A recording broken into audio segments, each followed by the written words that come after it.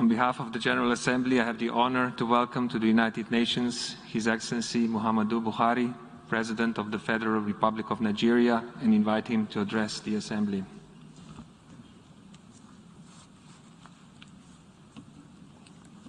Mr. President, Heads of State and Government, Mr. Secretary General, distinguished delegates, ladies and gentlemen. Mr. President, let me, on behalf of the government and people of Nigeria, congratulate you on your well-deserved election as President of the 76th session of the United Nations General Assembly. I would like to assure you of the full support and cooperation of the Nigerian delegation throughout your tenure. I would like to commend your predecessor, His Excellency Mr. Volkan Bashir, for the many remarkable achievements recorded during his tenure despite the challenges posed by the COVID-19 pandemic. Permit me to congratulate the Secretary General Antonio Guterres on his re-election and commend his strong commitment to making the United Nations more alive to its responsibilities. I also want to express my gratitude to him for reappointing Ms. Amina Mohammed as the Deputy Secretary General to assist him in discharging his responsibilities.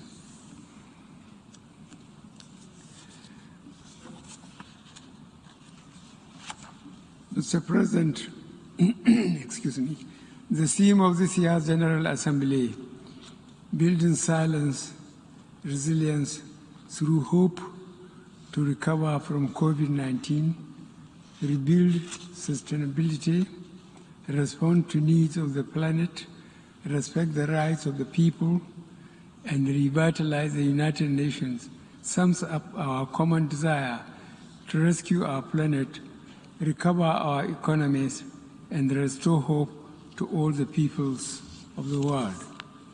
In this regard, my delegation will continue to support the United Nations as the indispensable forum for international cooperation and the cornerstone of the multilateral system rooted in respect for international law, including international human rights law, and predicated on a rules-based order.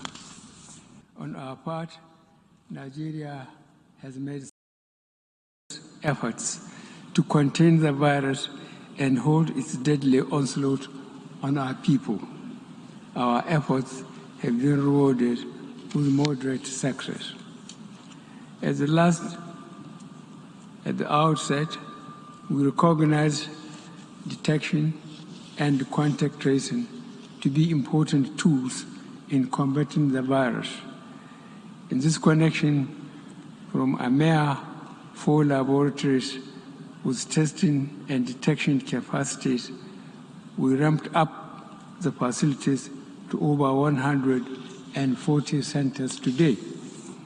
Similarly, we built isolation centers and emergency hospitals wards in record time all over the country. We carry out genomic sequencing in designated laboratories across the country with a view to detecting variants in circulation. In addition, over 40,000 healthcare workers have recently been trained on infection, prevention, and control measures with the support of various partners. Nigeria remains grateful for the assistance received from our partners and friends all over the world. Vaccination is the key to our safe emergence from the pandemic. We fully support the COVAX initiative, from which we have benefited. We also thank the United States of America, Turkey, India, China, European Union, and others for the vaccines provided. Despite the acknowledgement, however, I would like to reiterate my call for a fairer and more equitable distribution of vaccines in all countries so that together we can fight and contain the pandemic. The rising wave of newer and more contagious strains makes this even more urgent. No country can afford the socio-economic implications of prolonged shutdown. It is imperative to underscore that no one is safe until everyone is safe. Mr. President, Nigeria remains deeply concerned over the illicit trade, transfer, and circulation of small arms and light weapons. Their excessive accumulation and uncontrolled spread in many regions of the world are having devastating humanitarian and socio-economic consequences, especially on the continent of Africa. It is on this note that my delegation calls for the worldwide application of the Arms Trade Treaty to codify accountability in conventional arms trade, which is critical to the security of nations. This is in recognition of the need for a broad-based global partnership in the ongoing battle against transborder crimes, including terrorism and piracy.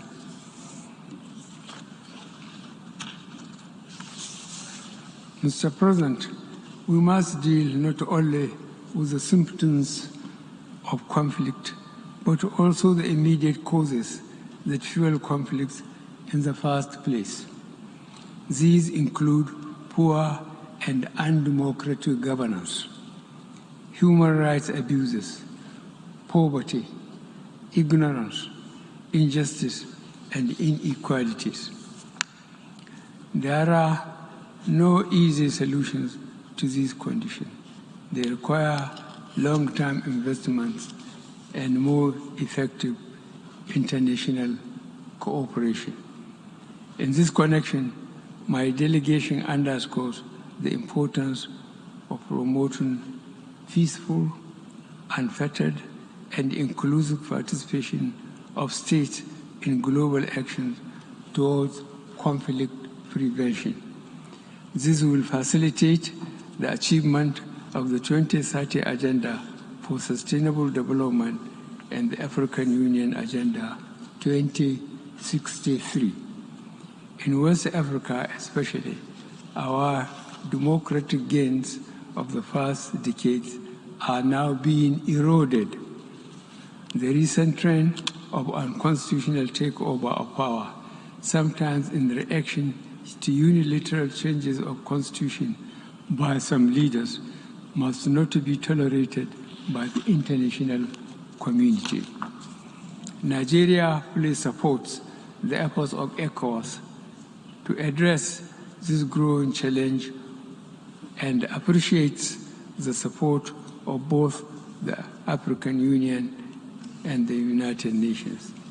In this regard, I would like to reiterate that as leaders of our individual member states, we need to adhere to constitutional provisions of our countries, particularly on term limits.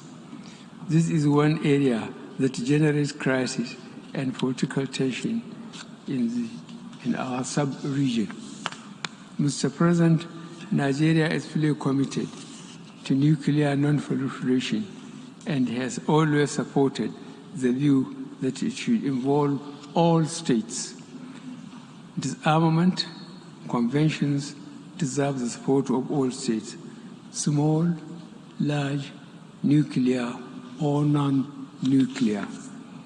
Nuclear weapons remain the ultimate agents of mass destruction, and their total elimination should be the final objective of all disarmament processes within the broad spectrum of goals being pursued by the United Nations.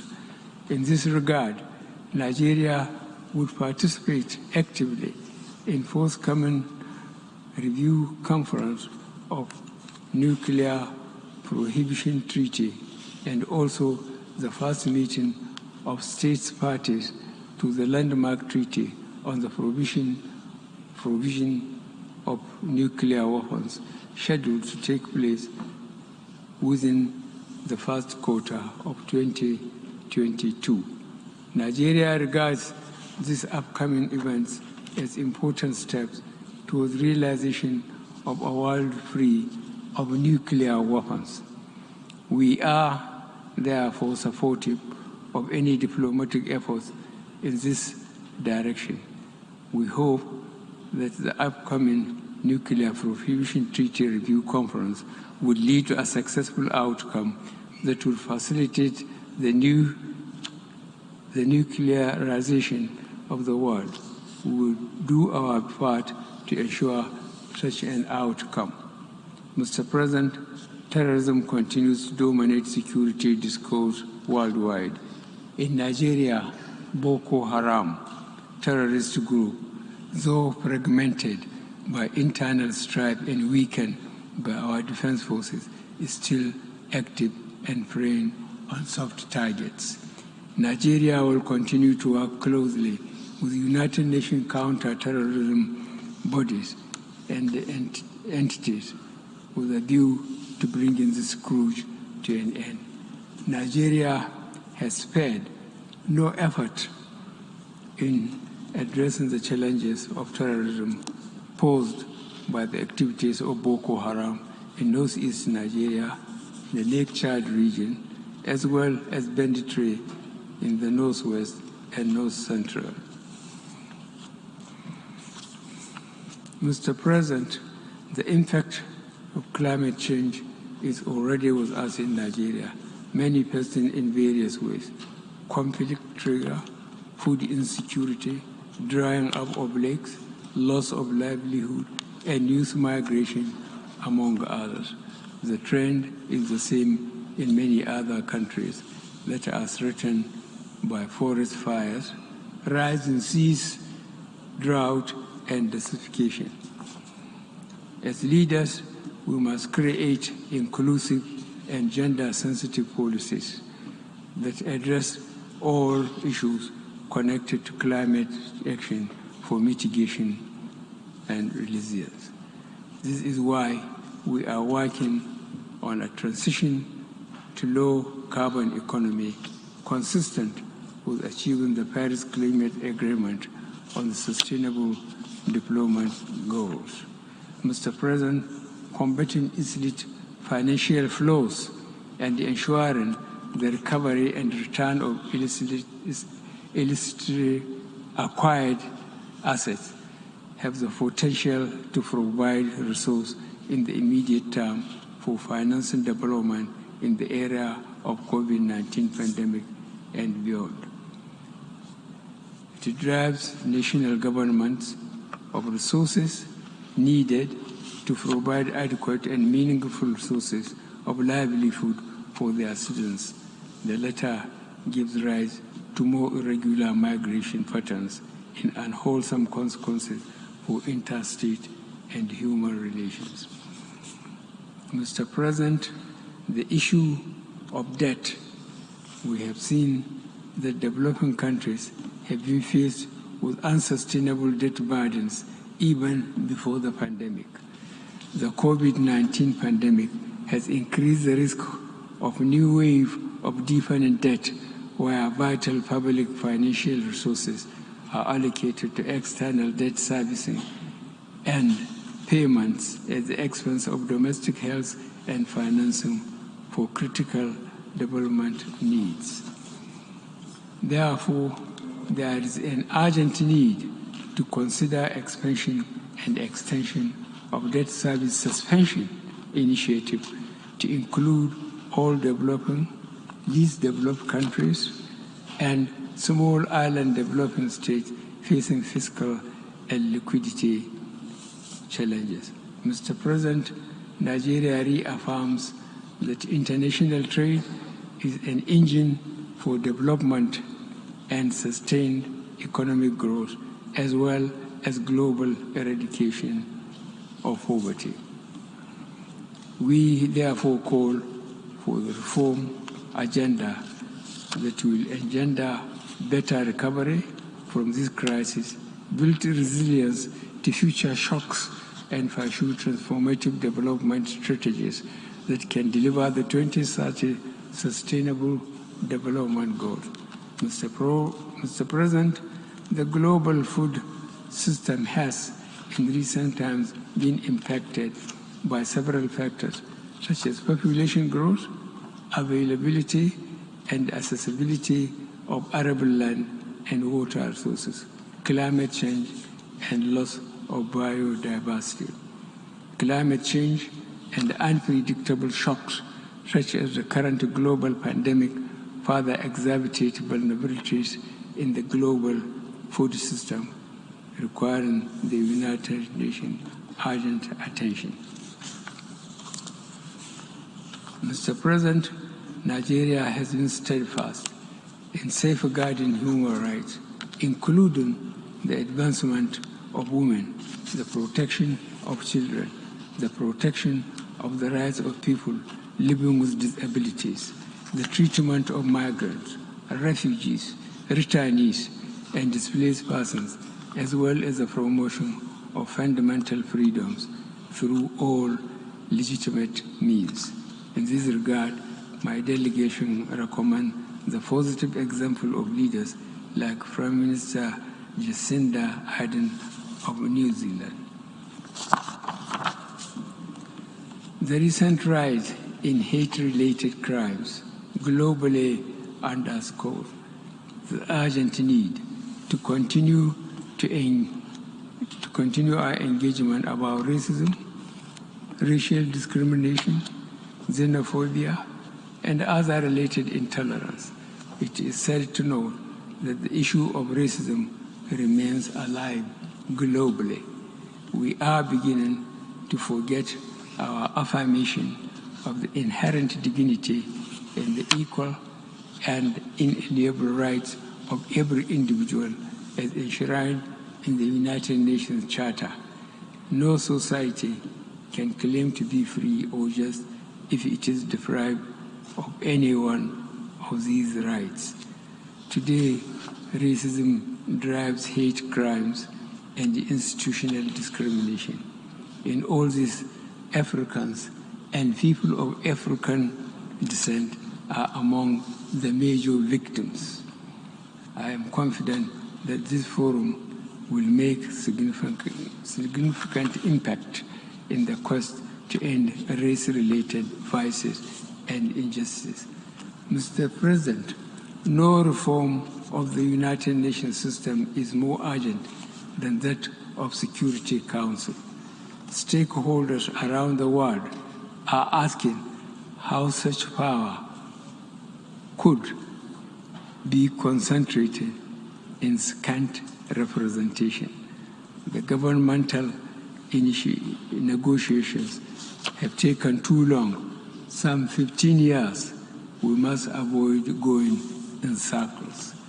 Consensus has been achieved in some of the elements of this reform, especially that of the representation of Africa on the basis of the El-Zuwaini Consensus and the Sartre Declaration.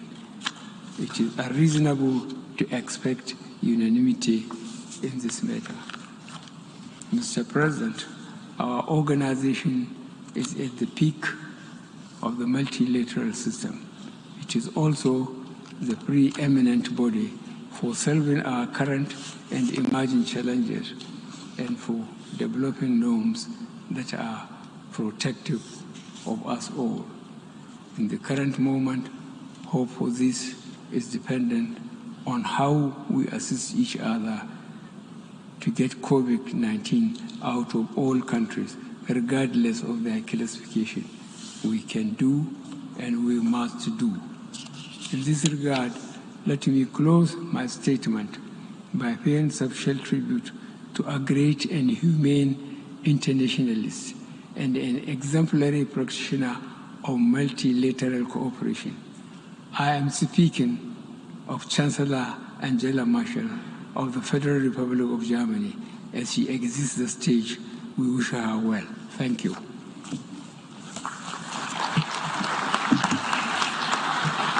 On behalf of the General Assembly, I wish to thank the President of the Federal Republic of Nigeria for the statement just made, and I request the protocol to escort His Excellency.